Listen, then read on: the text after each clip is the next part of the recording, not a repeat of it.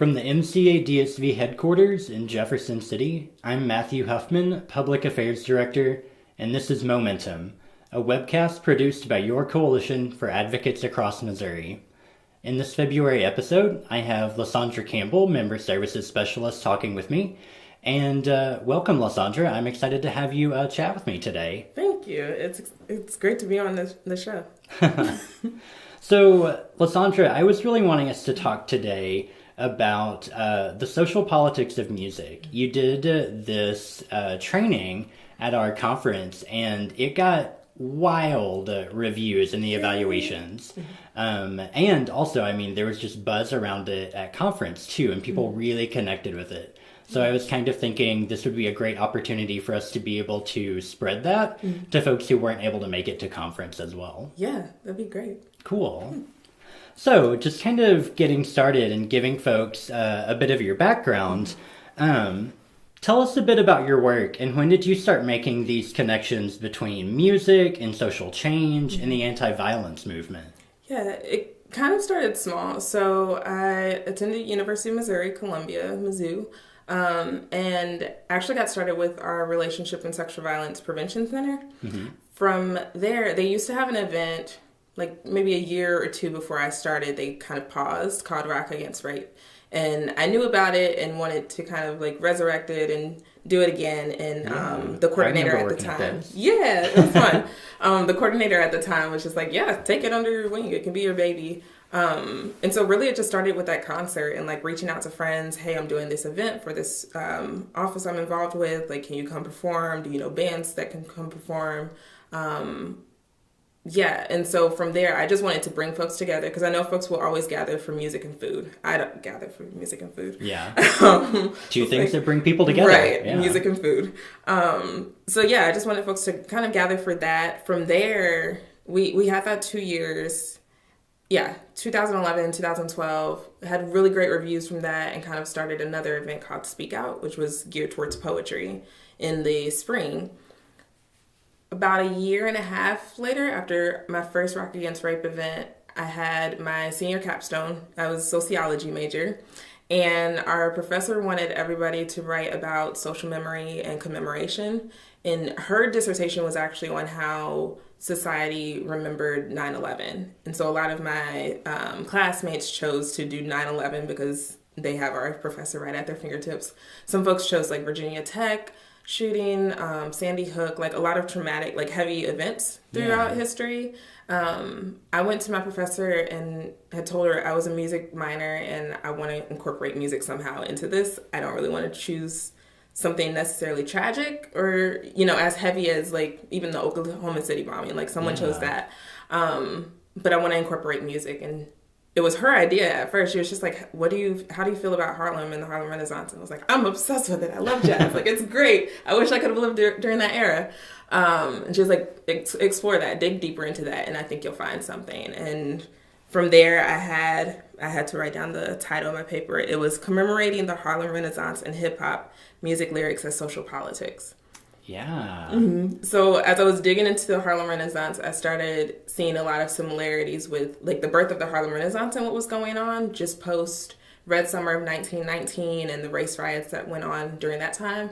And then kind of the similarities between the birth of the hip hop movement and like burning Bronx and like the disenfranchisement of Black and brown folks in New York and how those kind of similarly came about. Despite what was going on. So, yeah. And then I think maybe 2 years ago, a friend of mine actually, we were having a conversation about all of that.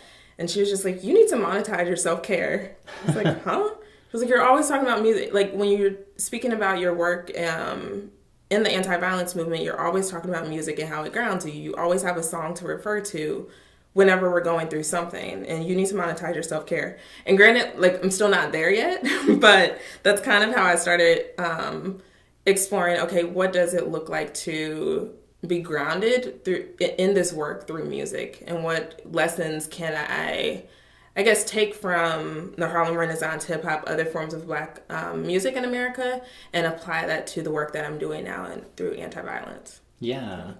I'm so fascinated about that idea of monetizing your self-care because it almost seems contradictory to what we're often told in the work, right? Is self-care is meant to be very individualized. It's meant to be something that sometimes I also think can get kind of flowery, where people think, oh, it's just about taking a long bath or going on a long walk. But that's such a great way to reframe it as you are owning your self-care, and that self-care for you is music and finding a way to be grounded in that. Yeah, and you can still continue to do this work. It isn't like I'm going to wake up tomorrow and be like, you know what, I'm going to be the next Beyonce. Like, I won't become a musician. I actually don't like entertaining people. I'd rather actually like be a squeaky wheel for justice for the rest of my life. But I also think of it like I have another friend who her creative outlet is painting, and she's, just here and there started to sell some of her paintings, but she's still an activist in this work. And so it's like we can do both and also own our creativity. Yeah, absolutely. The beauty of the both and. Yeah. So you kind of started to speak to this, but there's a long history of music being used for building resilience and building resistance. So can you talk a bit about some of the historical insight and the roots of this work and how it's evolved really into today's social justice scene? I think the saying, like, there's nothing new under the sun rings true for a lot of Black music in America, particularly, whether you're looking at, and I like geeked out over this section during the conference, so the folks who were in the session know that this was, of the hour or so, this was probably about 45 minutes, and I'm sorry, but I really love history. But just looking at, like, there's so many similarities between Negro spirituals, even to music that, say, like Janelle Monáe creates today.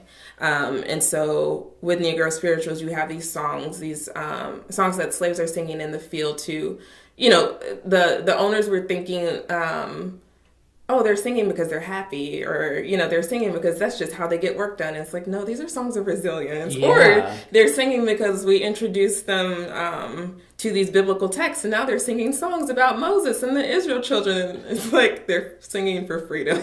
Yeah. So, you have like these covert messages through Negro spirituals that also built or kind of formed a lot of community through that struggle. And then you even look at the blues, which is one of the first times that Black Americans have complete autonomy over their bodies. One thing I really love particularly about the blues is women in the blues, like Bessie Smith and Ma Rainey, and just kind of exploring sexuality, and for Black women to have autonomy over their body and not be, just objects of creating more children to be laborers in fields, but like you can do whatever you want. Like I forget whose song it was, Ma Rainey or Bessie Smith, but one of them like explicitly talked about her bisexuality through her music. And like that was really radical in the early, just around the 1910s, I guess that's what it's called. Yeah. The early 20th century. And then you see a lot of those same themes through jazz. And when I was doing my paper actually on commemorating the Harlem Renaissance, one thing I first thought about with talking to my professor about like, oh, I'd love to have lived during the Harlem Renaissance and during that jazz period. And then thinking back to like, wait, I'm thinking about the glamour and the glitz of the Harlem Renaissance, not some of the undertones of, like race riots were still happening in northern cities, like in big blues jazz cities like the St. Louis's and the Chicagos and the New Yorks, even LA.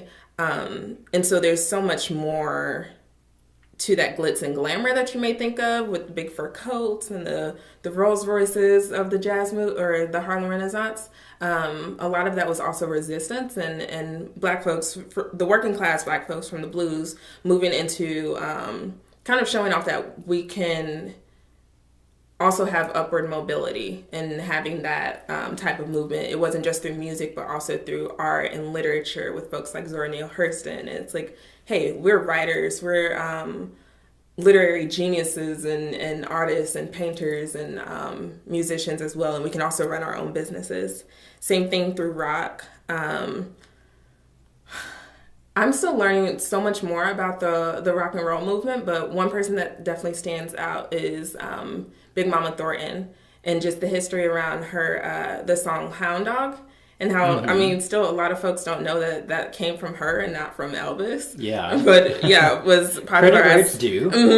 Popularized in the mainstream by Elvis. But yeah, like women in rock and roll is an incredible, I think, mode of resilience, especially just the grit behind rock and roll. And I mean, even that continues to carry on today.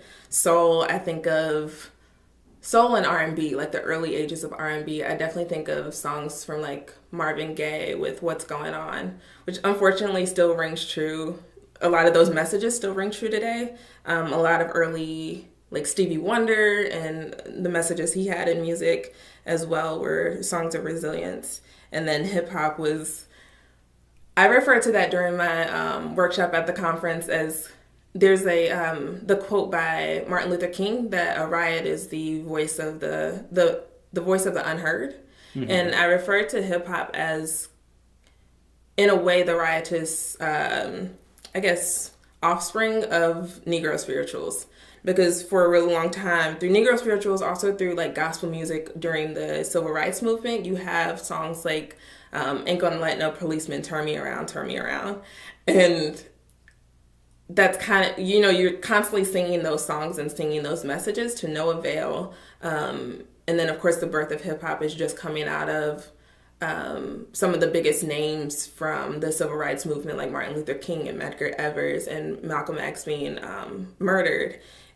And so to have hip hop kind of come out, and I don't know if we can say bad words on the podcast, but coming up with songs like F the Police, you know, it's like that song had a lot of backlash, but when you look at it in the context of this history, and where that message has come from, it's still, again, just the same old tune, unfortunately, from hundreds of years that folks are singing. And unfortunately, instead of these, I guess, images of like Martin Luther King peacefully and folks walking through the streets, you do have these, hip hop is that riot in music form.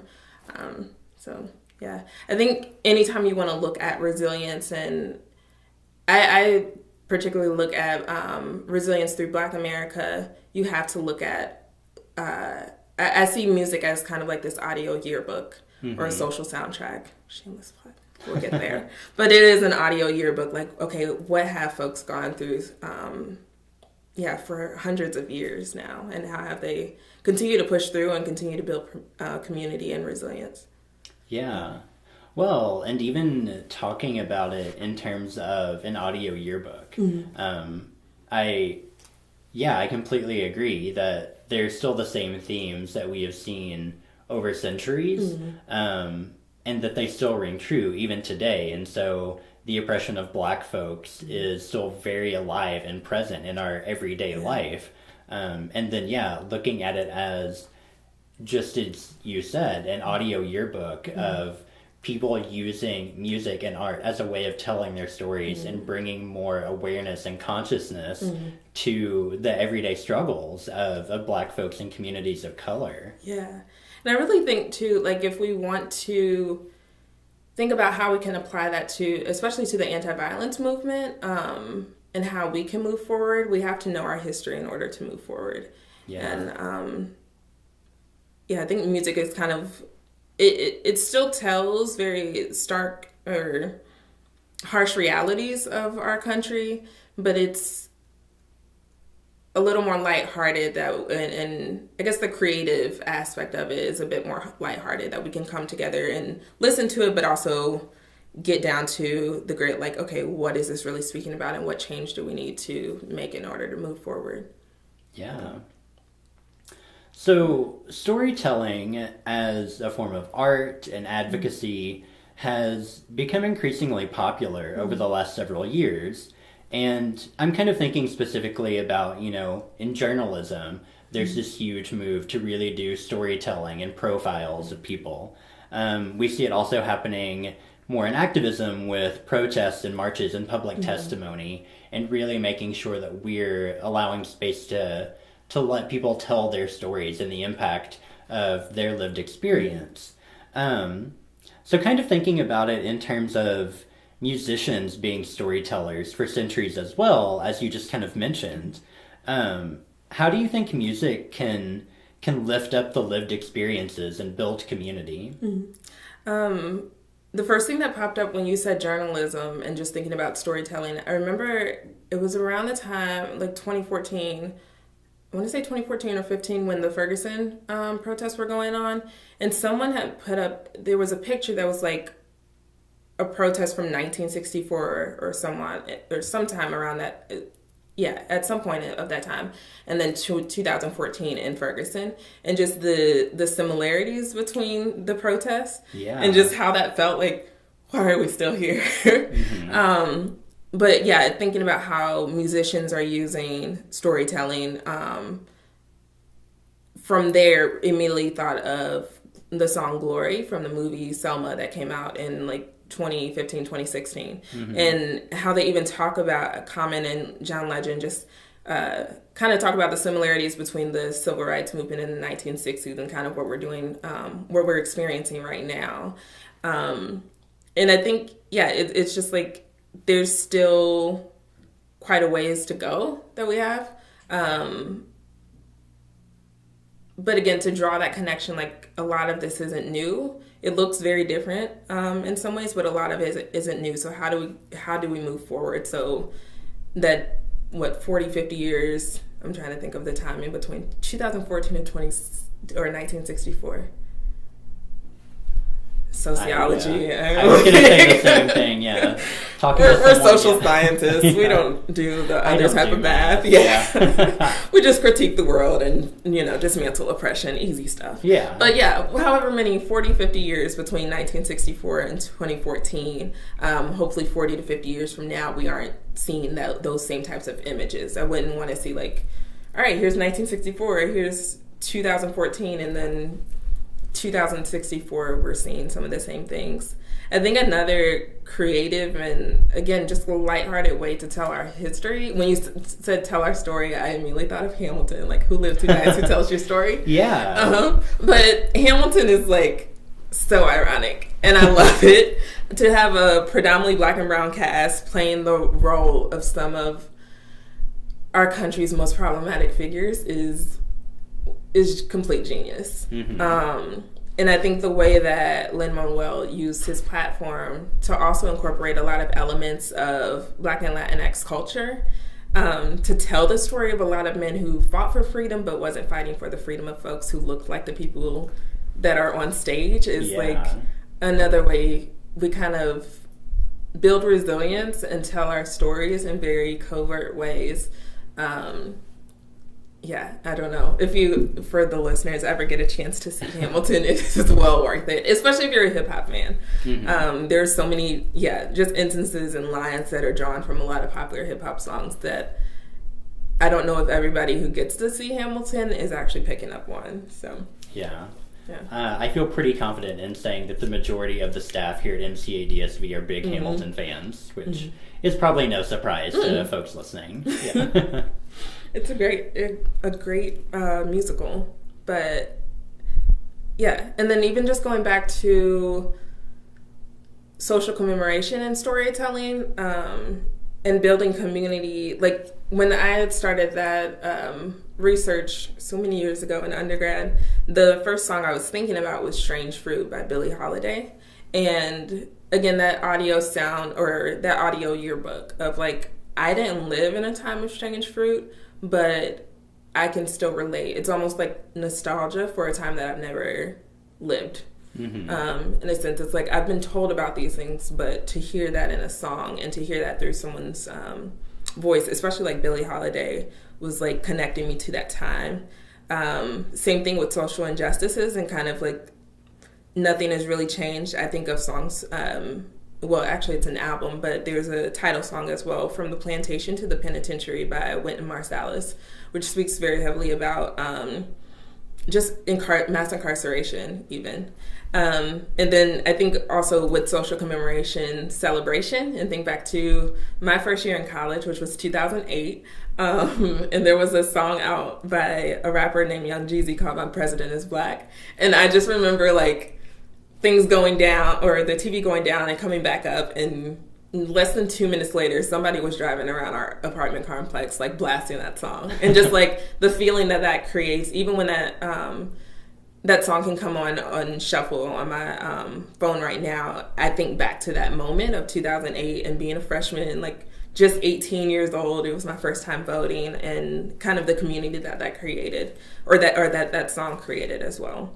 Also think about just how women, especially in music today, use their platform to not only speak up about racial injustices, but also gender injustices, both within and around the community. And so Unity by Queen Latifah, which is a song I mentioned during our workshop, it actually won a Grammy for Best Song, and she was like one of the first Black women to win rap artist rather, to win a Grammy for that song. It speaks very explicitly against catcalling and street harassment. And I mean, this is like early 90s, like 92, 93. To speak so blatantly against street harassment, speaking about like gang violence and women involved in gang violence, which I don't think gets a whole lot of attention, even within hip hop, and also spoke very explicitly about domestic violence in 3 different verses. Pink by Janelle Monáe, I think, is another one that creates community around women, especially these days. Yeah, there's just, I'm like, there are so many songs that come to mind when I'm thinking about community building and resilience, especially today. And then another one I wanted to point out was Golden by Jill Scott. I think it's a little older song, like early 2000s, but I still think it's a bold move for a Black woman to start off a song saying, I'm taking my freedom. Mm-hmm. And such a long way to come, or I think a long journey that Black women have had to start a song saying, I'm taking my freedom, and then proceeding to say, here's what I'm going to do with it.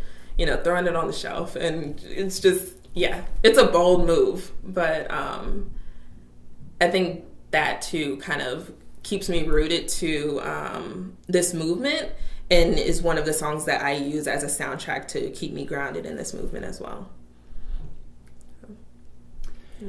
And you know, that even reminds me of whenever you mentioned, again, I'm going back to the audio yearbook. Mm-hmm. I love that way of framing it so much. So I'm probably going to start using it, and I'll give you credit for it constantly because it's such a cool way of thinking about it.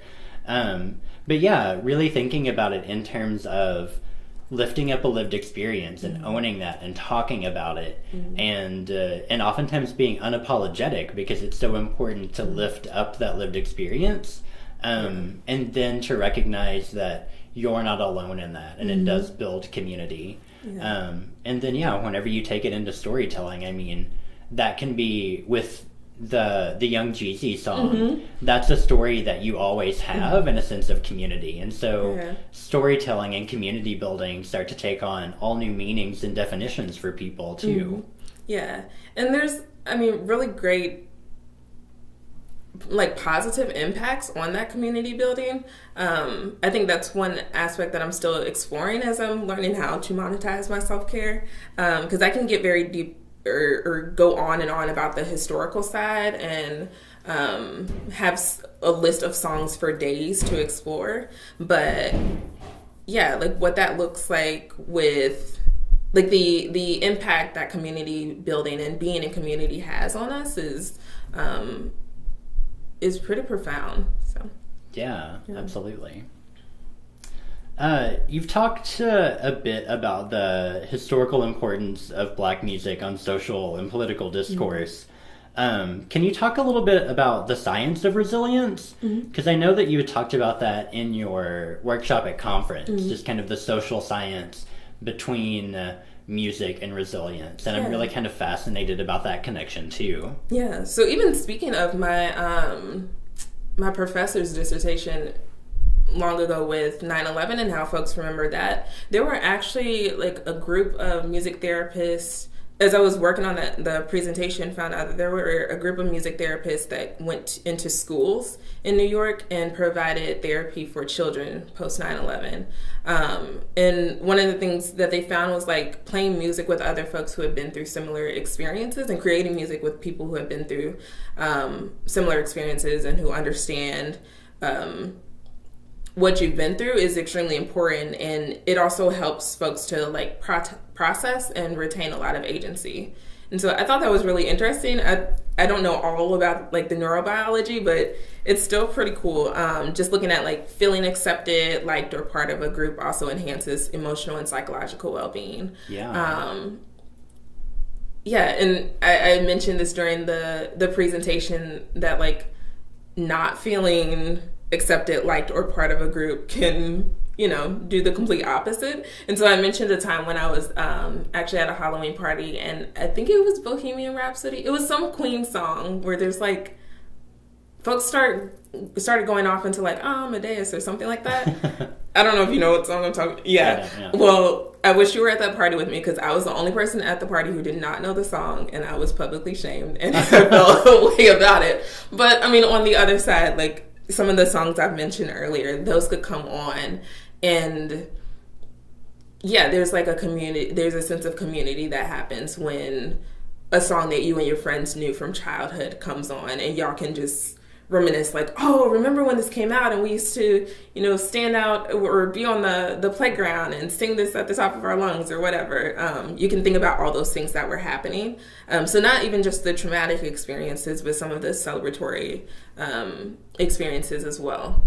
But the cool thing about the social science aspect is music is so natural to us. I mean, even from birth, like nobody picks up a crying baby and, in like a therapeutic voice says like, now tell me about your first traumatic experience. Like what is happening right now? Like it's natural for us to begin singing or humming to a baby to calm them. And oftentimes our family is one of the first socializing agents that we have in our lives, and one of the first places where we're introduced to music. And so I think that's kind of where my influence came in, as well as music was always something that brought my family together. It was also a way that I expressed what was going on in my family growing up. And so,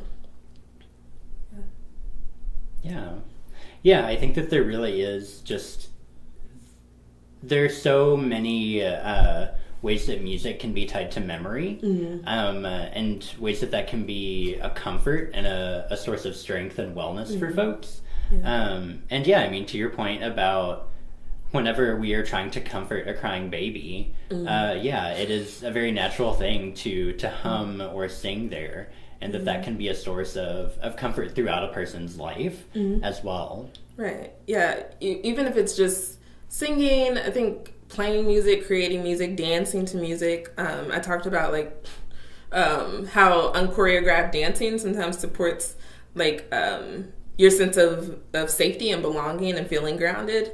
And folks don't always know that, but it's like there's a reason why your body just moves the way it needs to move in order for you to feel grounded. But it's commonly, we use it all the time for coping and mood regulation. And so, yeah, I think of it just doing it, using music much more intentionally especially within our work and given the type of work that we're doing. Yeah. Another example I used was just following the post-election violence in Kenya in 2007. There was a community musician who just like played music in the street and used that as a way to recall and experience, recall the trauma that a lot of folks had gone through. And so there's also strength in having the courage to like put a name to what you're experiencing and what other folks have experienced, and finding that creative outlet to kind of bring folks together and show like we're still here and we're going to get through this. Yeah. Well, and I can see how that directly relates to our work as well. So thinking about that a little more, what kind of advice would you give to advocates and educators at member programs who want to start incorporating music into their work a little more directly, maybe? Yeah, I would say definitely start with yourself. And don't only think of music as I think a way of overcoming traumatic events, because I think a lot of times we forget about ourselves and we're like, okay, how can I apply this directly to survivors? But many of us are survivors ourselves. So what's going to be good for advocates is also going to be good for survivors. If you're empowering yourself as an advocate, you're going to better be able to empower survivors as well. And so I think that's also one major difference between like music and social politics and say like professional music therapy.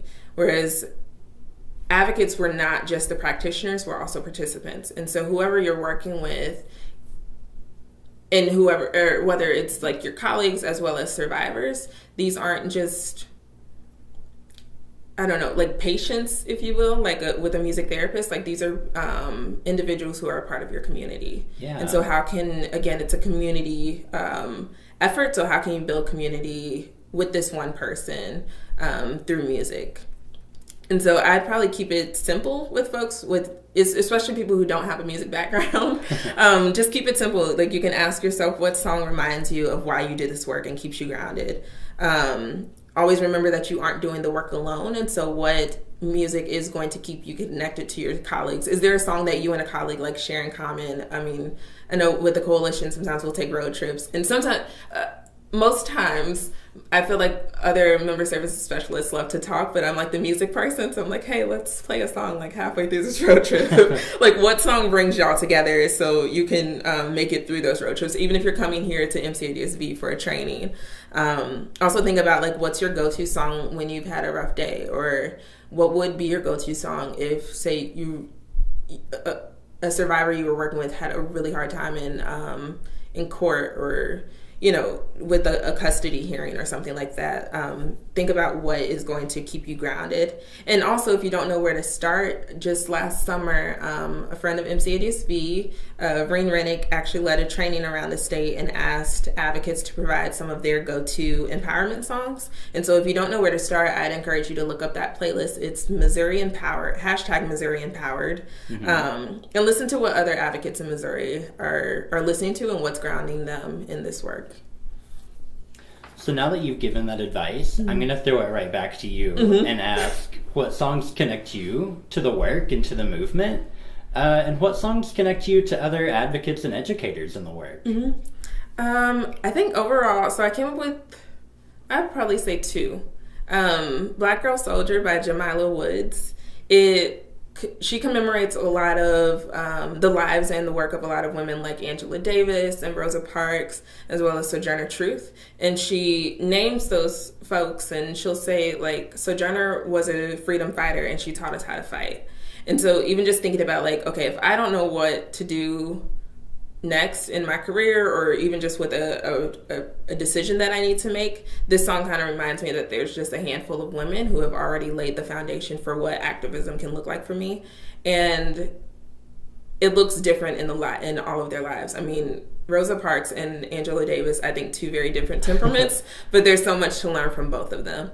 And so my fight or my role or my legacy in this work is going to look different from people who came before me, as well as the folks who are going to come after me. But I can still leave something behind that'll teach someone else how to fight this good fight. And I think it's our shared mission and goal that is going to continue to connect us, whether it's Sojourner Truth, Angela Davis, Rosa Parks, like they all have that shared mission of equality. And so how do we continue to move forward with that? And then another one would probably be Borderline Ode to Self-Care. And for anyone who has gone to an MCADSV training in 2018, you know that I have my like Issa Rae gift that I always end trainings with about like, you can't steal my joy, or you can't have my joy. But really just thinking, I guess even more simply about how we talk about self-care. It doesn't have to be extremely expensive or like cheesy. I mean, not that if bubble baths is truly your self-care, do your self-care. Yeah, if a glass of wine is truly your self-care, do that. But one thing I like about Borderline Ode to Self-Care, it's a song by Solange Knowles, is just having the boldness and the courage, I think, to take a step back, I think is what self-care is. Being honest about when you need to take a break is also a component of social change work, because yeah, you can't serve from an empty glass. And then there is always tomorrow. And I think sometimes we forget that when everything is on fire, like we have to solve it right now. And that's not the case. I mean, again, with the previous song I mentioned with folks like Sojourner Truth, it was 1850s when she gave her Ain't I a Woman speech. And it's still a fight that we have. We've come a really long way. And so just remember that there is always tomorrow, even if you don't get to see tomorrow. Sojourner Truth isn't here to see that women get to vote or that women can even, I mean, we have like several women who have now announced that they're going to run for president in 2020. I mean, they didn't live to see that, but like do what you can and know that there's still always tomorrow. So yeah, that's beautiful advice to live by. So by the time folks hear this, you'll be back in DC.